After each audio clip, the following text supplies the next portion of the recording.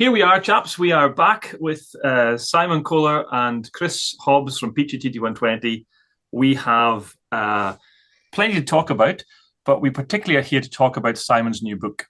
And this is going to be, I think, a fascinating journey into how you bring a new scale to market. This is not something that happens very often anywhere, and certainly not in UK model railways. So this is something new to get your teeth into. And so we're delighted to have Chris to be my partner in crime and Simon to answer all our questions. So if you just introduce yourselves quickly, chaps, Chris first and then Simon. Well, hey guys, I'm sure you know me by now, Chris, TT120. What I'm really looking forward to asking Simon about is how you go about publishing a book, because you never know, one day. Yeah, Simon Kohler. Good number of years in this business, most of which has been spent with Hornby, a company that I retired from nearly 2 years ago now. Yeah, right. Well, and you've retired from a company, but you're not retired because you've been a busy man. You've been a busy bee, and one of the things I know that I think came up quite early on was the idea of writing an account of TT120 in the UK market. So can we go back to the beginning of that to some extent, Simon? First of all, in terms of the actual writing itself, so I think you said to me in an email at one point, this was originally going to be a kind of couple of page spread in a railway magazine, modelling magazine, but it's kind of grown arms and legs from there. So how did that come about? Well, you're dead right.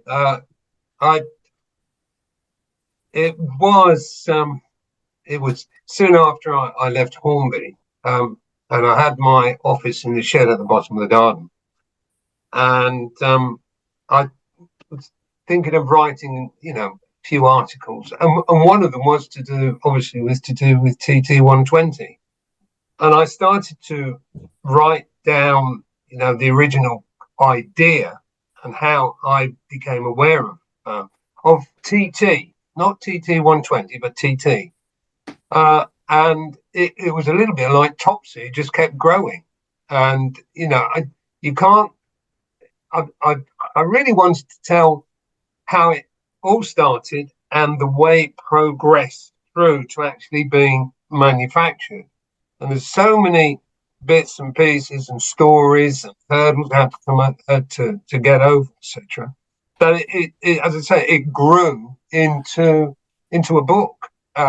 Which wasn't intended to be a book. What it was intended to be was I really wanted people to be aware of what goes into producing a new system, basically from scratch.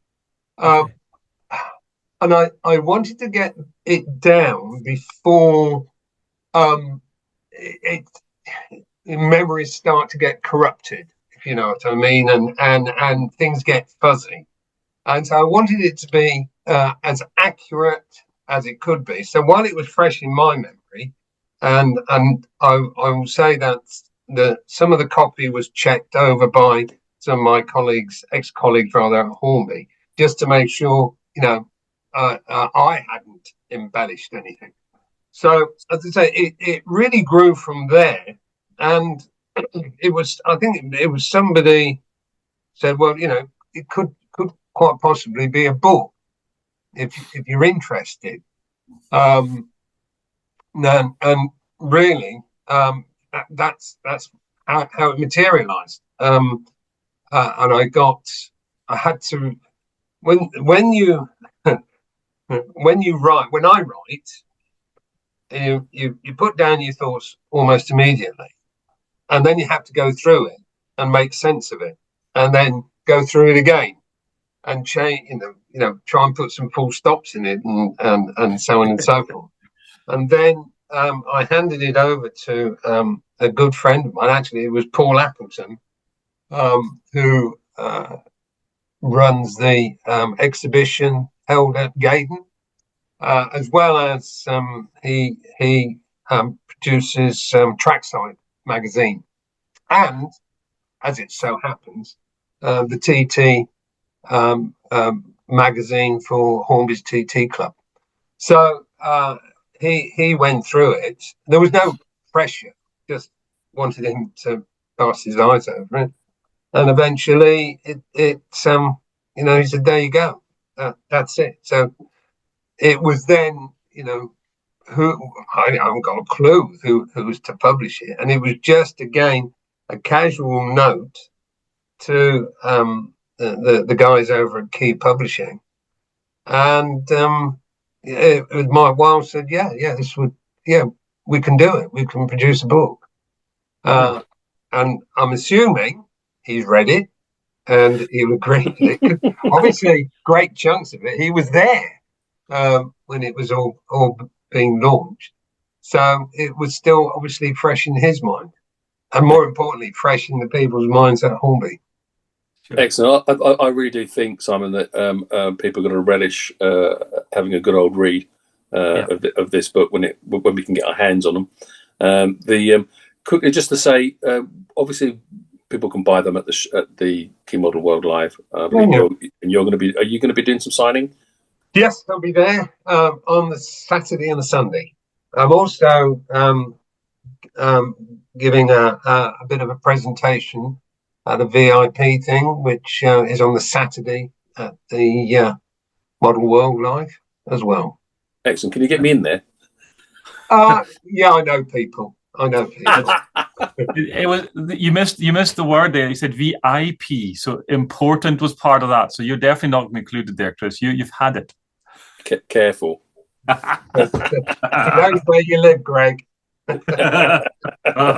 you out there in the Outer Hebrides.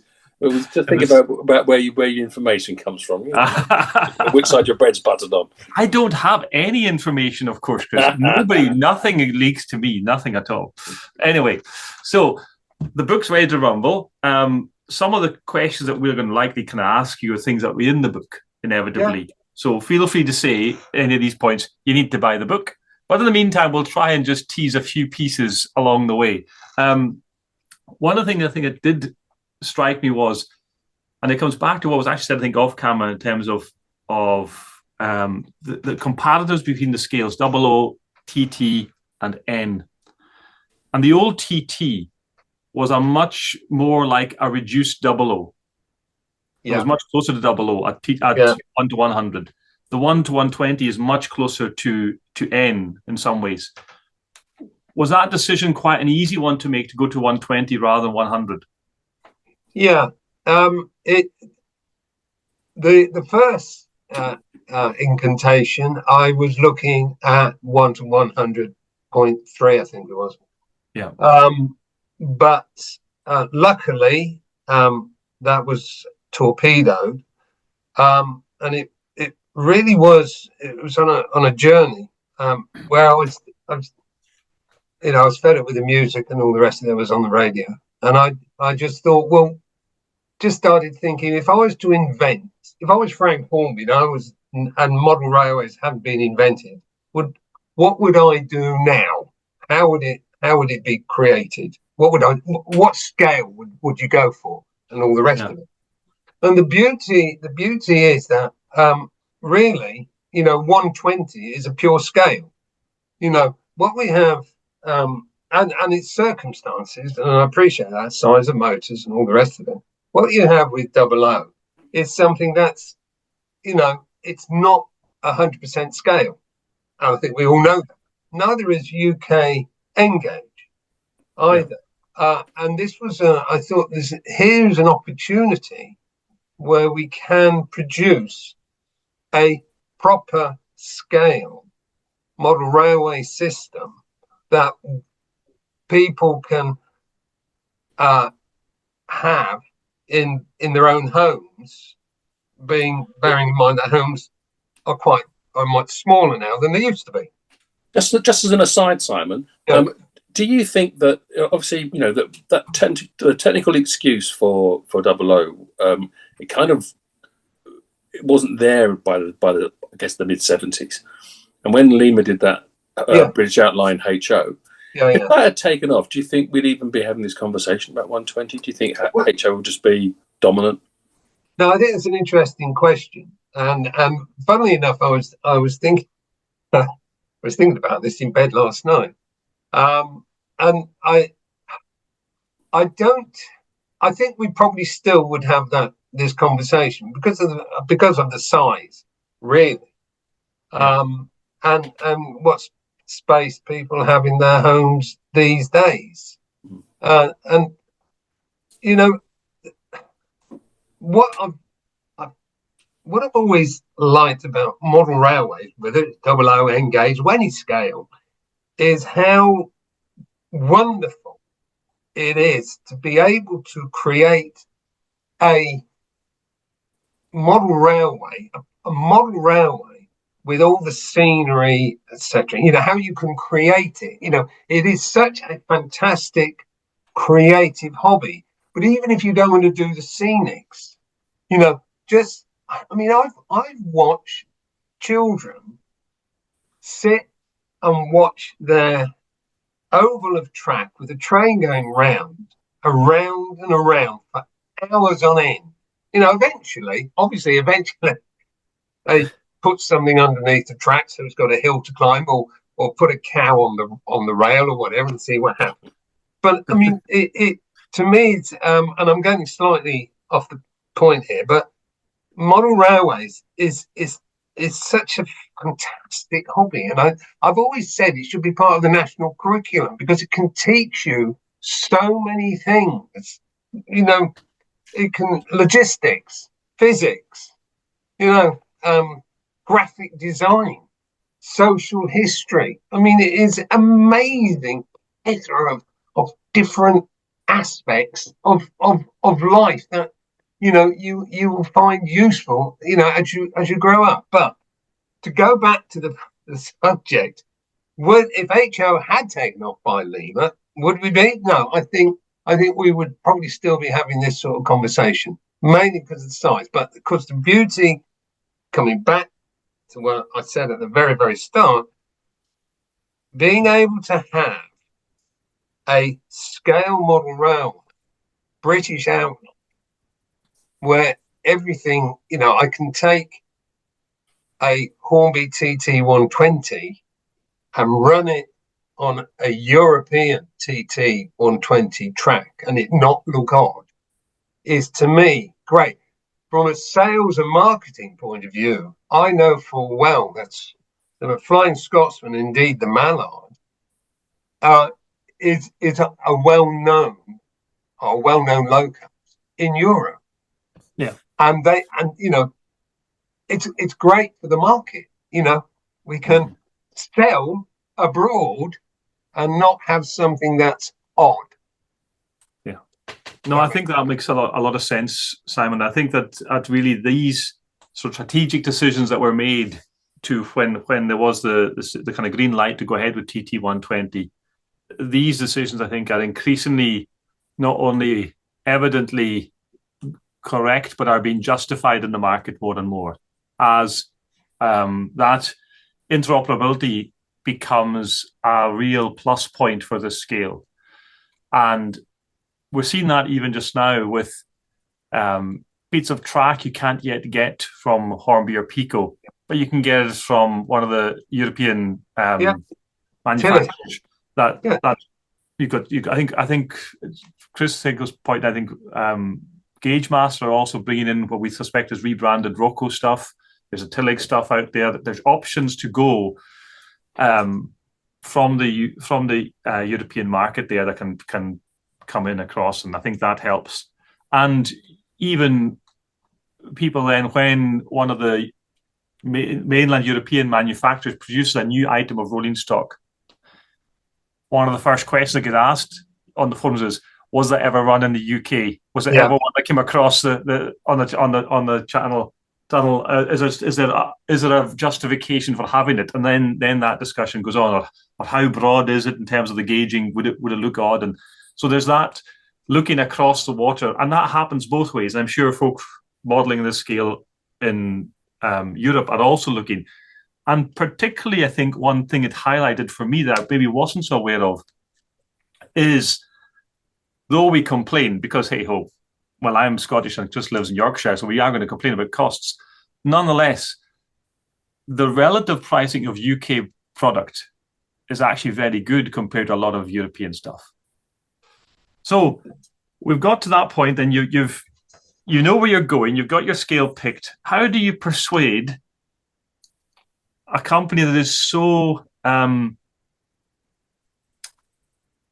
you absolutely associate with Double O? I mean, Hornby Double O. Yeah. They just run together. How do you get a company like Hornby then to step out and go, yeah, we're going to try this new scale. We're going to actually commit to it, and we're not just going to do a toe in the water job. We're going to launch a range here. And that's a huge investment for a company that has limited financial resources, I think it's fair to say. Yeah, it was. I think. Well, I don't think I know.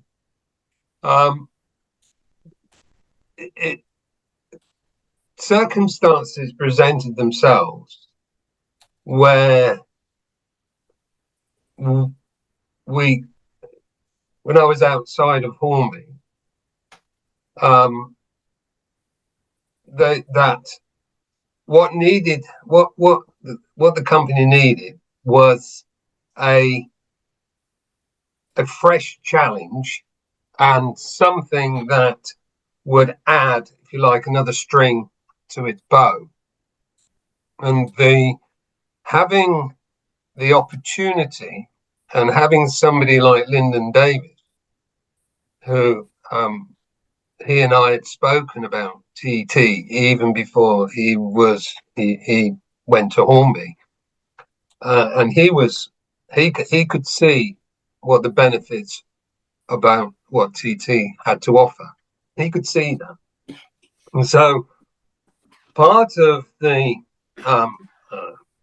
planning for Hornby when we returned was to introduce TT120 as that extra string to the bow. I think there was no point in really looking at Engage. That was a market already covered, and TT was virgin territory. Anything one of the sort of the what's the word I'm looking for? One of the indications that there was an interest in TT was that when Arnold introduced a couple of TT locos, they'd sell out straight away. Okay. So there was obviously some form of interest there. There was if you like, a green shoot, not necessarily for the UK, but it's certainly in Europe. So there was an indication there. So really it was looking at something that would give a boost to Hornby to show that it was progressive, that was looking to the future, wasn't just going to carry on producing, another loco in Double O, another wagon in Double O. It was looking further afield to broaden its base, if you like. So another string to its bow. Sorry. Just mentioning Arnold there, I think they've had a pleasant surprise with the fact that their more recent announcements when it comes to like container wagons and wagons that go cross-continental and into the UK, they've been snapped up by the UK market. There have been people buying from the French and from the German website, and I don't know whether you actually have any still contact with those people, but I'm presuming they're happy with that. I would say they're over the moon with that, yeah. But you see, that's just the indication of what I was trying to say. The world's your oyster. And if you can get, imagine Eurostar. That's a train that will cover have a market both in the UK and obviously in Europe. Yeah. And this is what you look for. You can't just be thinking, just one part of the world. You got to think worldwide, and that's what TT120 will bring and can bring. Absolutely. You know, I bet if somebody produced a big boy in TT120, they'd sell a hell of a lot in the UK, even though it doesn't run. Yeah. But it will, you know, it's one of those must-have locos. Yeah. Right. Can I have the next question, Greg? Go on then. Right. So, a lot of people, there's a bit of a buzz on the forums and social media and stuff, particularly from the Brunel gang, complaining that there's been no Great Western other than the HST dressed up as a Great Western. And I suppose I'm not quite sure what your feeling is about that. I obviously, you know, when I look at it, I think, well, hang on a second. If you are really era focused and you separate this out, you know, you are talking about a really small period in time. You sort of, you know, it's the 20s going into the 30s, and it's one sector of four, because obviously we had the stuff before the grouping, the pre-grouping stuff, and then we obviously had the various iterations of BR. 4, 5, 6, 7, and then we've gone on to the sectorization and then the modern eras. So there's a huge amount of modern railway that doesn't actually include Great Western. So for me, I'm not surprised that it's going to take Hornby a while to get round to covering all the bases. I suppose what people might be interested in hear from you is why you started with LNER.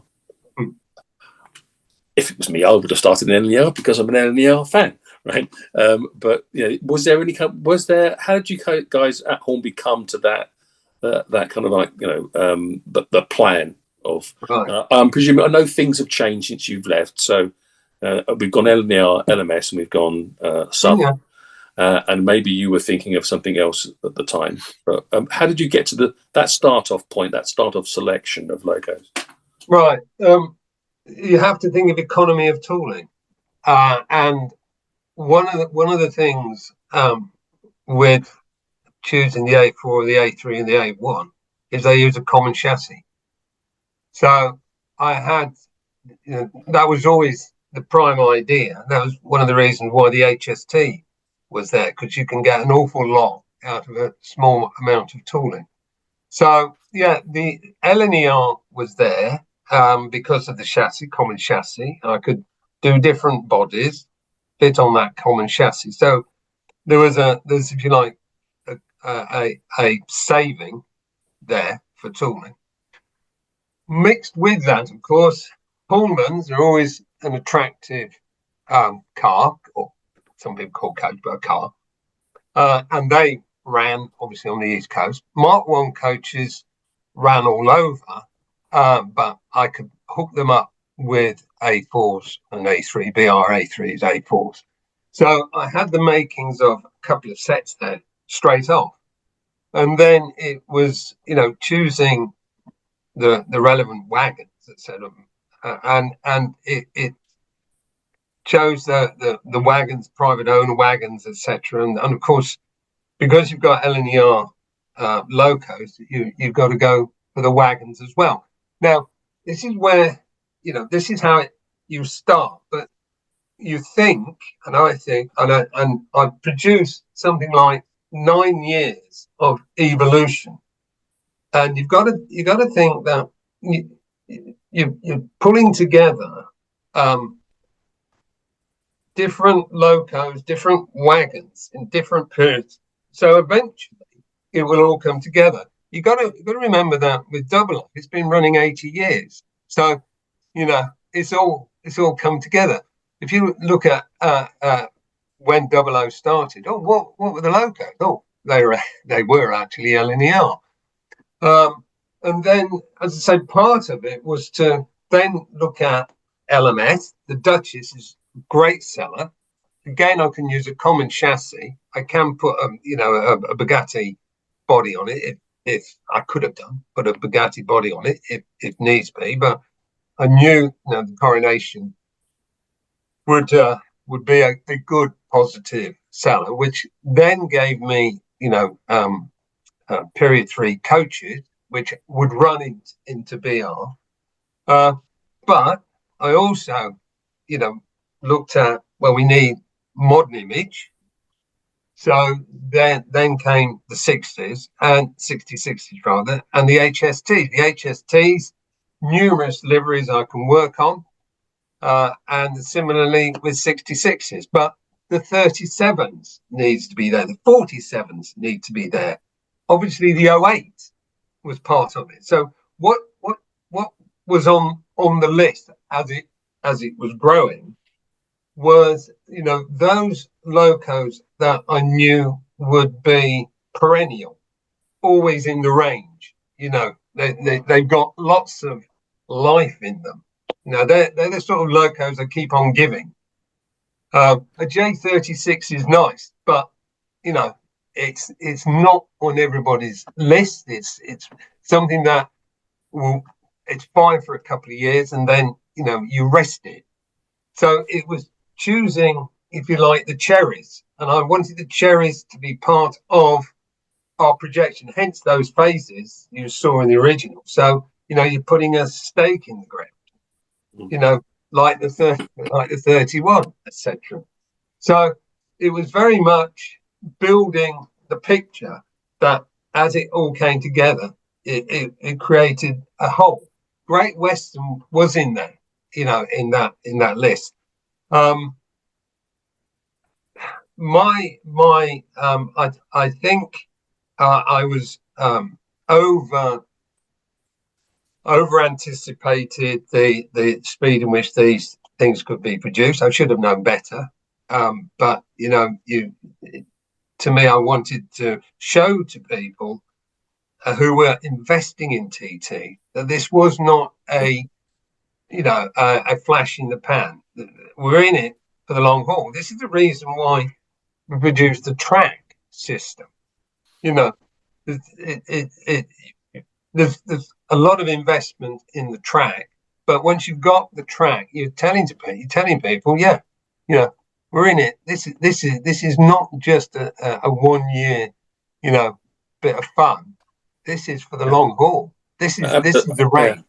Yeah, absolutely. And I think I know I get a lot of people say to me, "Oh, Hornby had a bit of a own goal there with that 6-pin and the 08." And personally, I don't think it was. It's one of those things that I could well imagine, because you hooked me with the 6-pin Bluetooth decoder on the Hornby Model World. When you talked about that and saying free app, I think it was £35 list for a decoder.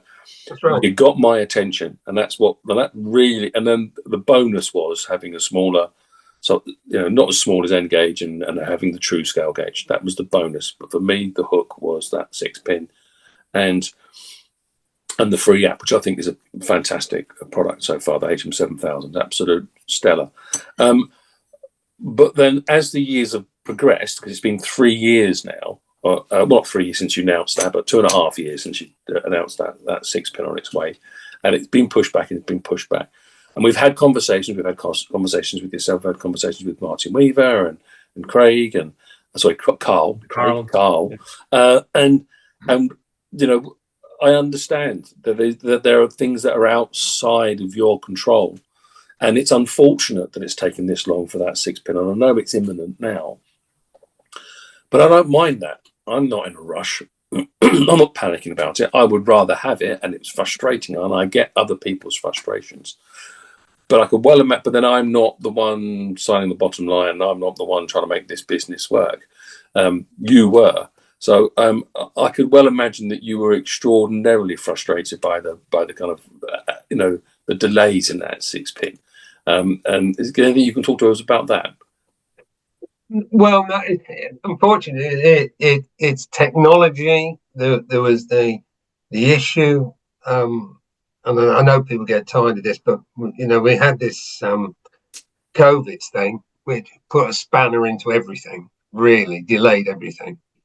And then when things started to move again, there was this great shortages as the machine started to pull all this, start manufacturing again. And it was just, Hornby weren't, in the front of the queue. There are other people with a lot more clout, a lot more money, spending more money to get their product out first. My boy sells Audis. I mean, one of the things is that with most cars, you used to get 2 keys.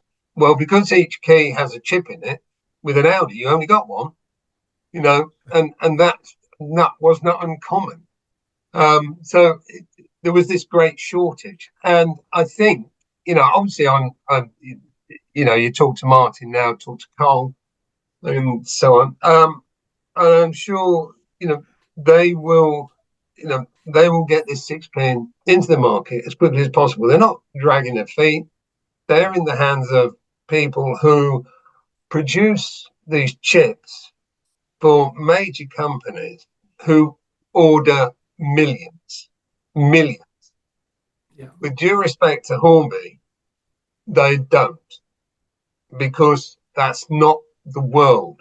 I wish they did, and I wish there was 1 million train sets sold every year, but there aren't.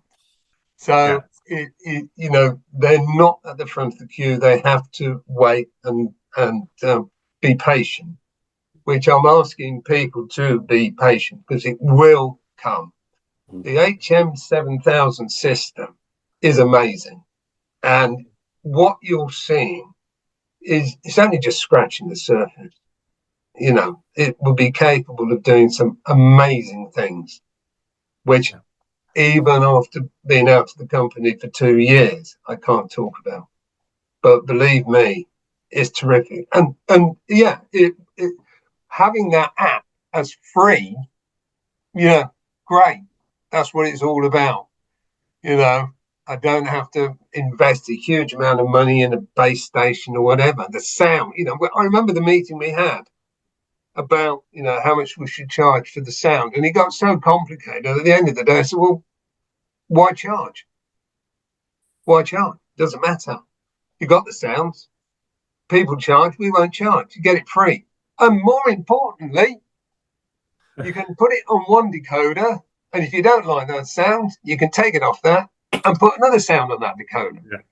Yeah. And it was making life so much easier and accessible, and to digital control system. And that's the beauty of it, really. Yeah, definitely. I think the HM7000 system, I think the selling point a selling point because it's free, so you're not selling it in that context. The app is free.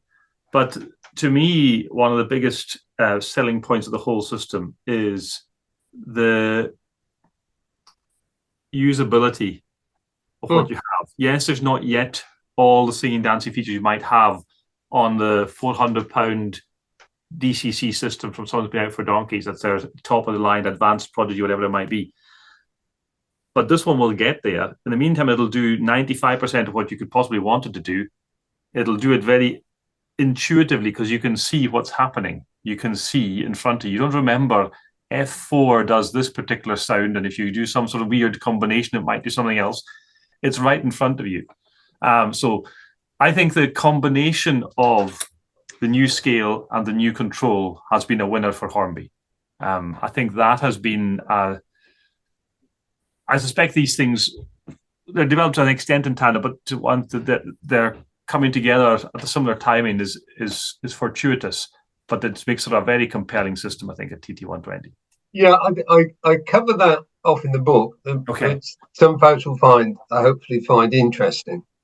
Yeah, I mean, the whole when I'm old enough, and I was there with 01, and 01 was so simple, and a lot of when we're devising the HM5000, obviously that was part of 01, had a lot of the 01 in it, but the ethos was make it simple.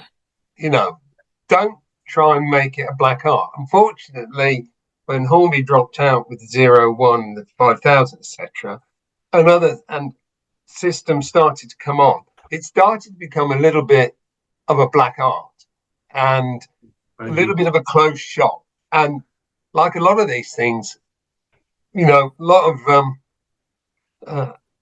of buzzwords and things like that, just to confuse everybody, you know, which was always my thing, was to blast that out of the water. Not interested in that.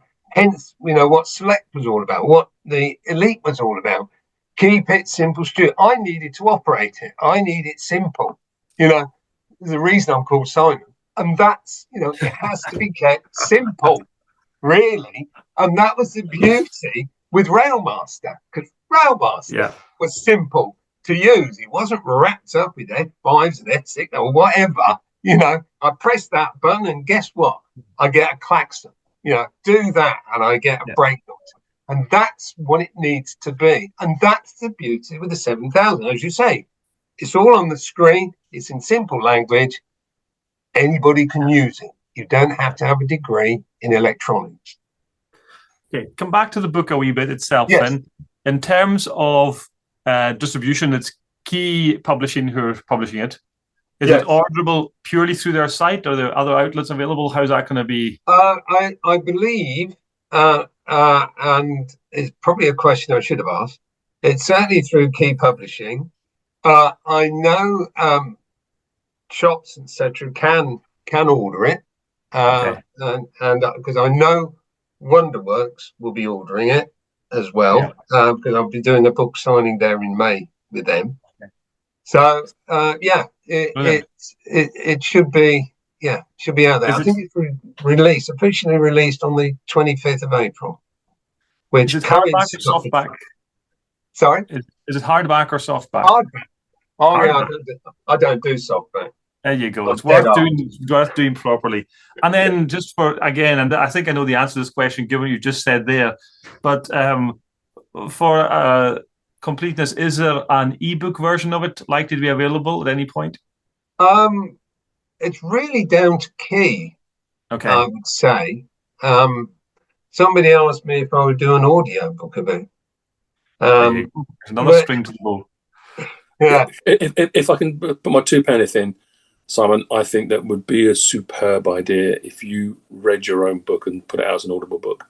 Because it's this kind of thing that that it's perfect for people like us who have a commute, put your earpods in. I know it's very nice having a actual published printed hardback book, and it will sit on my shelf. But I must admit, I think I'm a big fan of audiobooks. Yeah, I think the audiobook market, more than the ebook market, actually. I think the audiobook market is really growing. And massively. You see that in things like the model rail replacement podcast that Chris did recently. There's an opening for people who like just hearing about our hobby, and they do that on their commute, so they don't have to have something to watch at the same time, just to hear it and hear it go through. So I would definitely get on to Key and see if they're open to doing an audiobook version. I think that would be worthwhile. Well, okay, I'll do that. And Chris and I will negotiate our small cut of it for the suggestion, won't we, Chris? Yeah, of course. all I want is that signed copy. Now, Matt, am I picking up a signed copy for you too when I go to King Model World, and I'll post it to you? Oh, good man. Yeah, I'll take that quite happily. That'll be brilliant.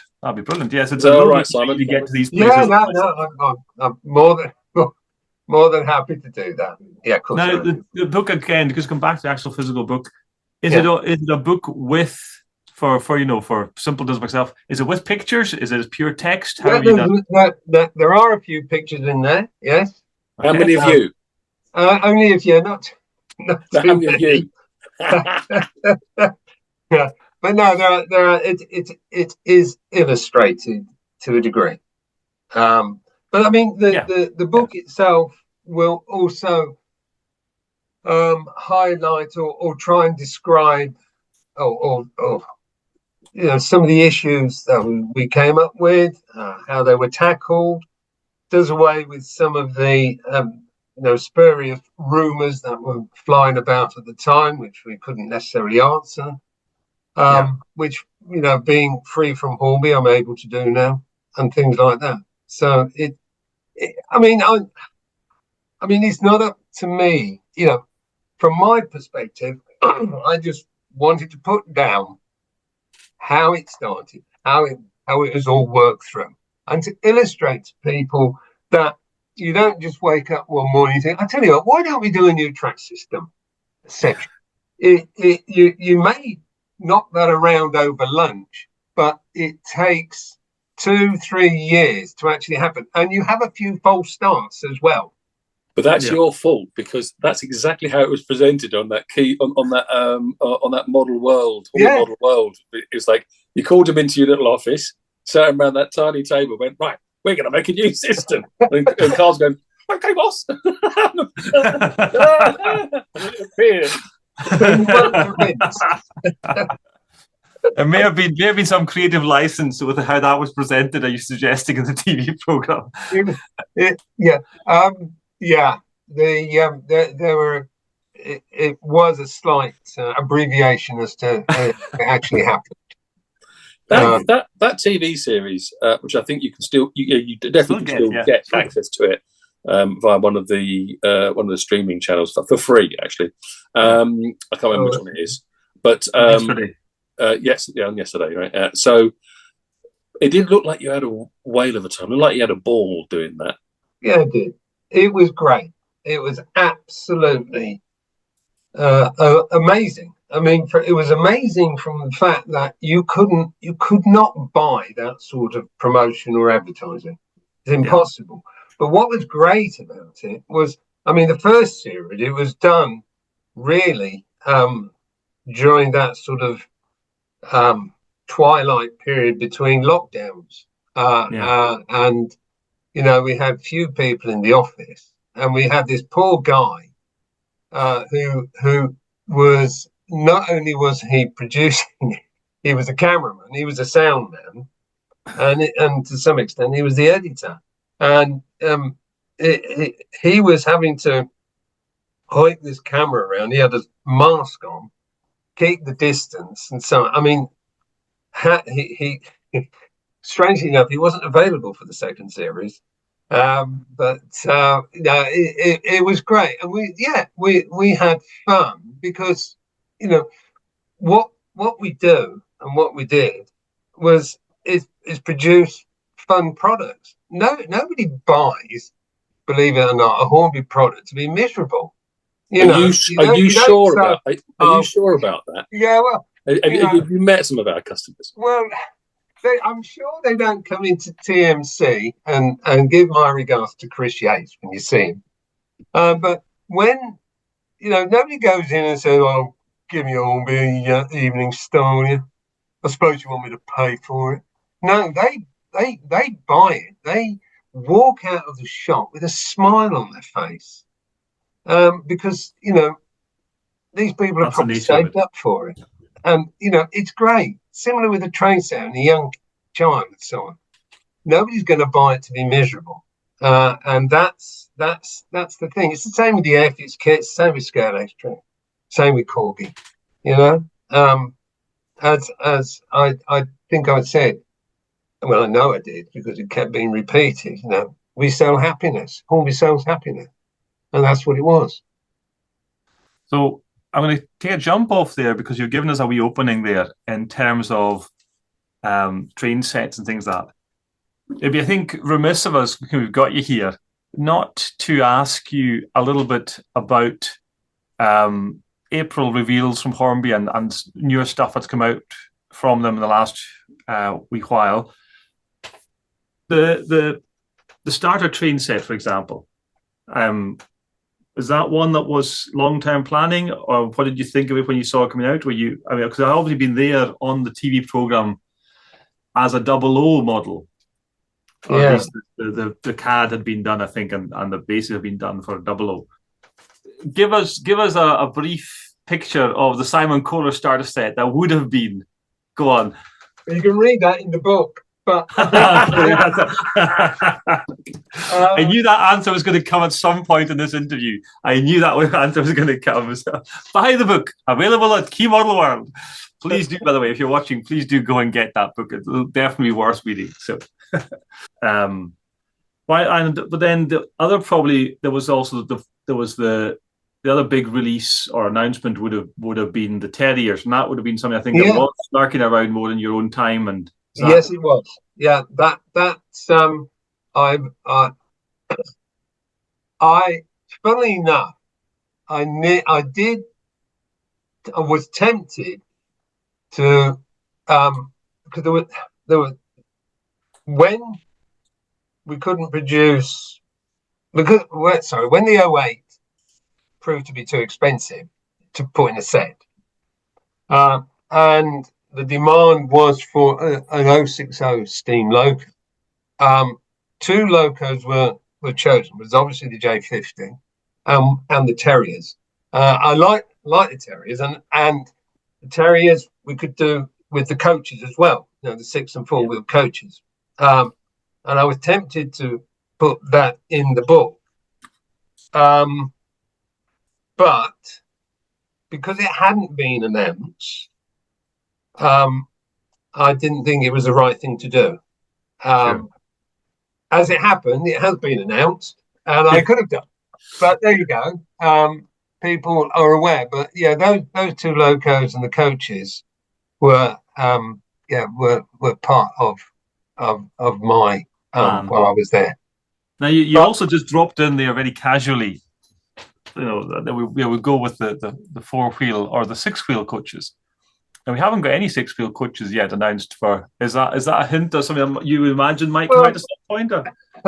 No, but it is logical that okay. There are. If you look at, you can't blame me for trying. You can't blame me for trying. 6-wheel coaches. So I would be surprised if 6-wheel coaches have not been designed. Am I right in saying that I think that some of those bodies did end up on 6 wheels? Yeah. Didn't. Yeah. But there's a whole. I mean, what was designed in Double O, was quite extensive. It was very mix and match, really. And as I say, you will eventually, I'm sure. And I don't know, and I honestly don't know. Yeah. But eventually, I'm sure there will be some 6-wheel coaches in there, as well as there will be some Great Western locos, and there will be, Southern locos and so on. But you have to imagine, and it's my fault. Hang on a second. Tell you what I'm imagining.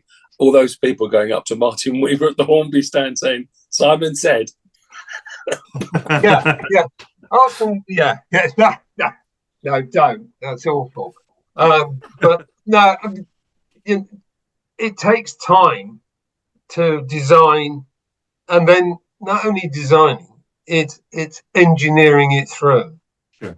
Those 66s, I think there are 7 different, probably more, different suites of tools there, because they run also in Europe, and I'm pretty certain they had to design 3 different variants for Europe as well. So there's plenty, it takes time. And tolerances in TT, because of what they are, because it's accurate all the way through, are so much tighter as well. And it takes time. It does take time. But one of the nice things, I think, with TT is you're not being bombarded with lots of new items, and you can take your time, and you can. One of the nice things I think is that you can look forward to, will there be a castle? Will there be a knight? It said so in phase 4. They should. Are they? And it's that anticipation which builds, I think, the interest. That intrigue, and there's no surprise that if you look on the forums, whether that's RM Web or the Hornby's own one, that you've got people having good old chinwag, and actually creating a bit of community talking about, not just I want, but this might work, that might work, and what we're seeing next, and all that kind of stuff, which is, I know some people might find frustrating, but I think a lot of people actually quite enjoy. You're right. Yeah, and it's the anticipation, really, and I think It will happen, but please don't confuse it with 00. You've got 80 years of 00 and evolution. Yeah. This is 3 years old. It isn't all going to happen at once, but eventually that particular loco you want will eventually crop up. Now, you may be 120 when it arrives, but it will evolve. And the more people who get involved, the more companies that get involved, then it gets really, really exciting. Well, yeah, I think that just coming up 3 years in UK terms, at least, it astonishes me how much has been done, both by Hornby and by others. I mean, there's the willingness of other companies to dip their toe in the water in terms of even smaller companies like your Westhill Wagon Works and these guys, to provide a fantastic range of accessories and to see what's out there in all different ways. MS models, these guys, it's been superb. And so there's really, I don't feel now, obviously apart from the physical rolling stock, but in terms of actually almost everything else on the layout that you would want, there's not much you couldn't do in TT. No. There's really not. There's not much you couldn't either get close to what you would want in terms of buildings, in terms of accessories, line side stuff, houses. There's a really fantastic range out there, as much as any individual could ever realistically want to put and Greg, I think there's a genuine case of people being optimistic about a real snowballing or domino effect. You know that I've spoken to a number of manufacturers about and these people who run these businesses, they're not idiots. They want to have a look at what's going on, but they want to see what's going on. They're looking at the numbers. They're talking to their designers. They're looking about what's in their range that they had the information and the CAD for that may or may not happen. They want to see the results of the people who are actually doing something different, like Revolution trains. And there is a number of them who are just sure. They're all. It's almost like they're all at a starting line, and they're all kind of looking at each other. They're all looking at each other, and they're all going to stop saying, "Yeah, well, I'll do this if he does that, and I'll do that, and you can do that if you do this." And I think when the floodgates open, and I think there's a possibility that the first proper crack. I mean, it was nice to see a little chip at the top from Revolution. Right, but I think there's going to be a proper crack open up at Key Model World, which unfortunately I've been lucky enough to be involved in. And when that happens, I think you are going to see other manufacturers go on in. If they're doing it, we're going to be left behind. Then it's a fear of missing out almost. And just a wee plug at the same time, TT120 Resource Hub for all your TT120 needs. Please do.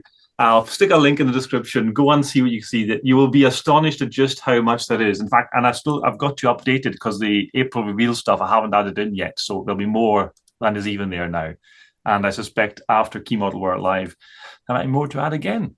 I think we've had a tremendous hour or so with Simon. We really appreciate the time he's given us. Chris, thank you as well for your time with us. This is, I think, more indication of just how much TT120 has to give. So do keep watching, do keep subscribing if you haven't already. Throw your comments and your likes down. Really appreciate that. It helps the channel. And thanks for your time. I'll hand over to Chris, just say his studio, and then to Simon. I'll come back for the end. Thank you, Mac. As usual, this has been an absolute pleasure, a real joy. It's always fun talking to Simon. He's even now, even though he's not been at Hornby for a couple of years, and he's sort of working in his garden and writing books and stuff. His enthusiasm is still infectious, and you can't stop grinning from ear to ear when you see the man on screen smiling back at you. Simon, I'm really looking forward to catching up with you at Key Model World Live. I think we're all really excited about reading this book. I'm anticipating that it's going to be entertaining. I don't imagine for one moment that you're going to throw anybody under the bus, but I'm hoping there'll be some stuff in there that'll make us smile. Like Greg has said, thank you so much for coming onto this channel, and we'll pass over to you for your final comments. Well, thanks, Chris, and thanks, Greg. Yeah, it's been fun, and I look forward to seeing you and everybody else at Model World Live in a couple of weekends' time. So, yeah, thank you for having me. It is appreciated. It's nice to know I haven't been forgotten. Not at all. Once seen, never forgotten. Simon Kohler and everyone, thank you for watching. I hope you've had an enjoyable hour. Do keep an eye out, and if you can't make it along, for the book launch. Get your copies. I have no doubt it'll be very worthwhile having. Lovely thing to have as well, properly produced book. So that's going to look good on your shelf, and no doubt keep you entertained in between releases from other manufacturers and Hornby for TT120. Thanks very much.